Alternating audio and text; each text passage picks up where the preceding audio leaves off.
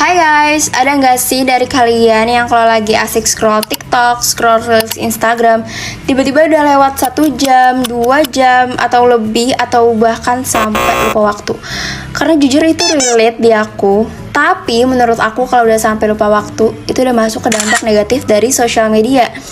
Kayak di film dokumenter The Social Dilemma. Ya, Social Dilemma. Setelah aku menonton itu, aku pun baru sadar, kok iya ya kita bisa anteng banget, betah banget berjam-jam scrolling sosial media. Karena saat kita menggunakan aplikasi tersebut, kita ngerasa bahwa itu gratis, jadi ya fine-fine aja. Tapi mereka itu sebenarnya dibayar oleh banyak iklan. Dan mereka itu tahu seperti apa kita dari video yang kita like, video yang kita share, video yang kita simpan. Dan setelah itu mereka akan mengirimkan lebih banyak video yang menarik sehingga kita bisa anteng banget berjam-jam gitu. Dan juga aplikasi kayak TikTok, Instagram dan yang lainnya memang sudah dirancang supaya kita tuh bertahan selama mungkin. Tapi masalahnya kita tuh bukan menerima yang kita suka aja atau yang menghibur kita.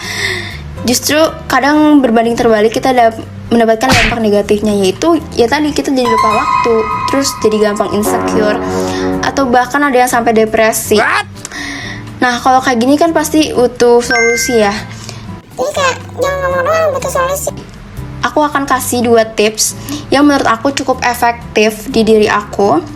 Jadi yang pertama itu aku menjadikan TikTok, karena aku lebih sering pakai TikTok, aku menjadikan TikTok ini sebagai tempat kerja. Ya, jadi ketika aku membuka TikTok, aku ada tujuan, aku buka apa di sini, aku mau ngapain di sini. Dan yang kedua, aku ngebatasin penggunaan aplikasi tersebut. Karena aku menggunakan TikTok sebagai kerja, jadi setiap selang 2 hari gitu, dari jam 12 sampai jam 6 sore, aku akan full take konten. Dan setelah itu aku akan off. Aku akan refresh diri aku sampai keesokan harinya. Aku kan nggak jadwal tag konten. Aku akan edit semua video yang udah aku tag kemarin. Nah, kenapa aku melakukan 2 hal tersebut? Dan itu masih terjadi sampai sekarang. Kenapa aku melakukan 2 hal tersebut? Karena ketika aku ngebiarin, aku akan tetap scrolling dan kenapa aku ngelakuin itu?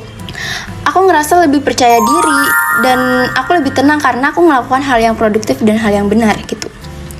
Ketika aku membuka TikTok, aku melakukan hal yang produktif, bener kan?